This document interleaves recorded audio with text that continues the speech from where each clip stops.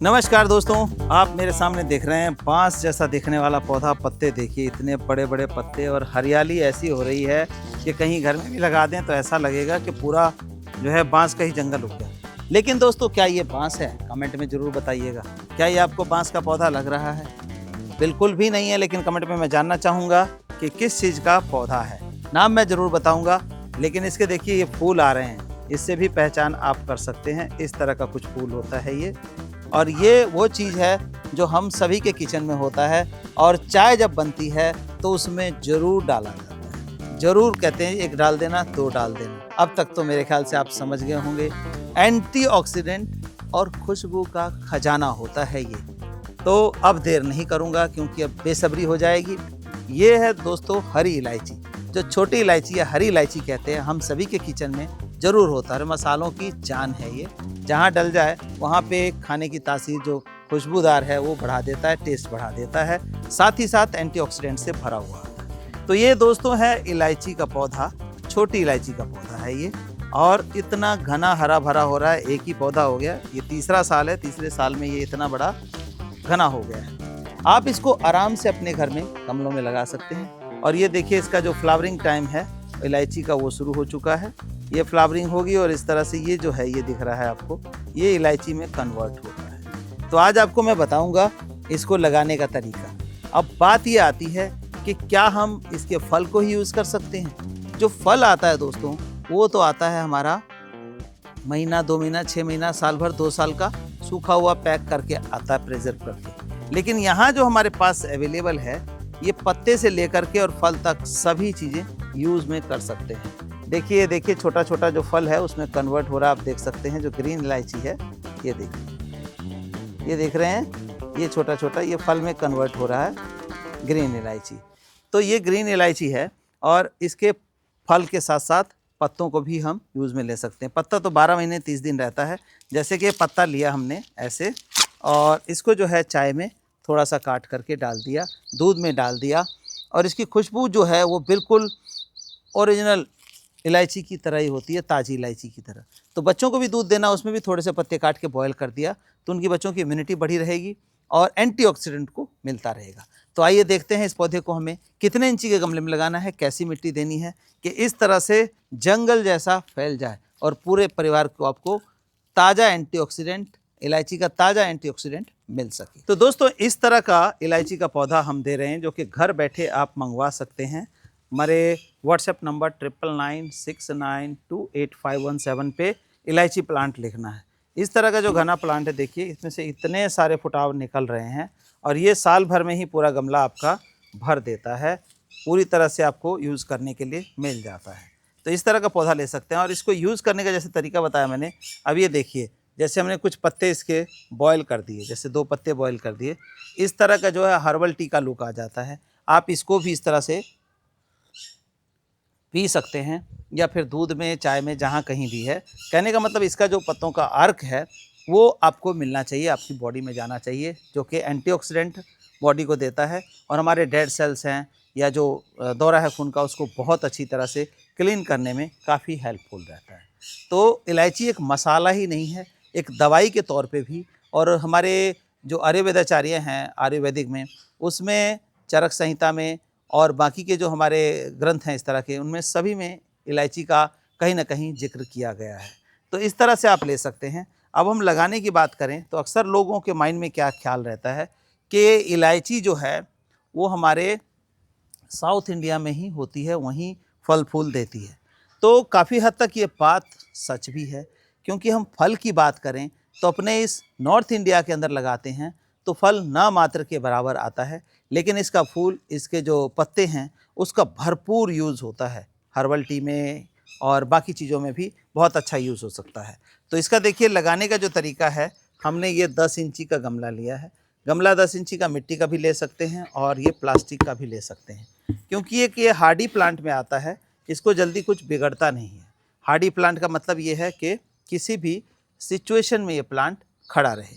अब सिचुएशन में खड़ा रहे, मिट्टी जो है इसकी आपकी इस तरह की होनी चाहिए। ये वैसे तो काली चिकनी मिट्टी में भी हो जाता है, लेकिन हमने यहाँ क्या किया है कि अपने इस माहौल के हिसाब से लगाया है।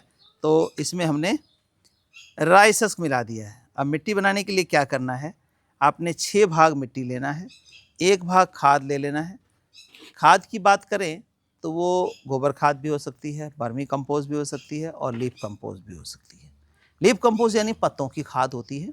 तो पत्तों की खाद बेस्ट मानी जा रही है आजकल, क्योंकि गोबर और उसमें नाइट्रोजन के अलावा बाकी न्यूट्रिएंट्स जो है वो गायब हैं। उसका रीज़न आप सभी जानते हैं, हमारी वीडियोस में मैं बताता ही रहता हूँ कि जो पशु हैं वो खुला चारा नहीं चरते आजकल, ना तो चारागाह रहा, ना समय है आदमी के पास कि उसको चराने के लिए ले जाए।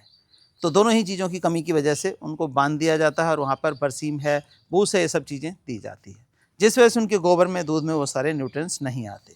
लेकिन पत्ते अलग अलग तरह के, अब जैसे यहीं देखिए इतने पत्ते हैं, तो ये अलग अलग पत्तों में अलग अलग तरह के न्यूट्रिएंट्स पाए जाते हैं, जो कि हमारे पौधों को पूरी तरह से कंप्लीट न्यूट्रिशन देते हैं। तो लीफ कंपोस्ट बेस्ट होता है। और फिर इसके अलावा क्या है, कैल्शियम पाउडर, जो कि कैल्शियम, फास्फोरस, जिंक का सोर्स है। तो वो एक पत्थर का पाउडर होता है, उसको हमने आधा तसला डाला 6 तसले में, और 1/4 तसला ऑफ नीम खली, इन सब को मिला करके इसको मिट्टी को तैयार कर लिया। अब इस मिट्टी को हम इन गमलों में डालेंगे, लेकिन गमलों में डालने से पहले होल चेक करेंगे। देखिए होल होना ज़रूरी है, चाहे वो छोटा, बड़ा, खड़ा, खोटा कोई भी गमला हो। अब होल तो हो गया, अब होल होने के बाद ये टिपरी भी रखनी ज़रूरी है होल के ऊपर, ताकि जो मिट्टी बाहर ना निकले और पानी और हवा जो है वो बाहर निकल सके। तो ये देखिए, इसको होल के ऊपर हम इस टिपरी को रखेंगे और फिर इस मिट्टी को ऐसे इसमें डाल देंगे। इतने बड़े गमले में बहुत अच्छी इलायची आपकी फैल जाएगी। 10 इंची का गमला जो है काफ़ी अच्छा इसके लिए रह जाता है हमारा। अब हमने इतनी मिट्टी डाली, इसमें इसको रख के देखेंगे क्या फिट बैठता है। तो ये ज़्यादा नीचे आ रहा है, अगर हम यहाँ लगाएंगे तो ये जितने फुटाव आ रहे हैं सब मर जाएंगे। तो हम इसको निकाल लेंगे और थोड़ी मिट्टी इसमें और डालेंगे और फिर देखेंगे रख करके। देखिए अब हम रख करके इसको देखेंगे जहाँ पे ये सारा का सारा ढका ना जाए। तो आई होप कि बिल्कुल सही है। अब हम क्या करेंगे, इस थैली को ऐसे निकाल देंगे। अब आप देखेंगे इसके अंदर कि ये जो तड़प रहा है, इसको जगह चाहिए थी। अब आप इसमें मैं पौधे दिखाता हूँ। देखिए 2, 3, 4, 5, 6, 7, 8, यहाँ तक हो गया, 9, 10, 11, 12, 13, 14 पौधे जो इसके अंदर हैं। जब ये पूरे बढ़ेंगे तो पूरा गमला भर देंगे। अब हम इसको यहाँ ऐसे रखेंगे और इसमें याद रखिए कि अगर इस तरह के मेडिसिनल प्लांट आप लगा रहे हैं तो इसके अंदर कोई भी केमिकल फर्टिलाइज़र का इस्तेमाल ना करें, नहीं तो इसके जो न्यूट्रिशन है, एंटीऑक्सीडेंट है, वो ख़त्म होता रहेगा, काम का नहीं रह जाएगा। अब इस तरह से चारों साइड से हमने इसमें मिट्टी डाल लेनी है। देखिए ये देखिए, इस तरह से हम मिट्टी से इसको भर देंगे और फिर थोड़ा थोड़ा हल्के हाथों से मिट्टी को प्रेस कर देंगे। मिट्टी ज़्यादा लूज़ रहेगी, पानी डालेंगे तो काफ़ी कम हो जाएगा। अब आपने साथ ही साथ देखना है कि हमें कितनी जगह गमले में खाली छोड़नी चाहिए, क्योंकि अक्सर लोग क्या करते हैं कि बहुत ज़्यादा जगह छोड़ देते हैं, 4 इंची 5 इंची जगह खाली छोड़ देते हैं।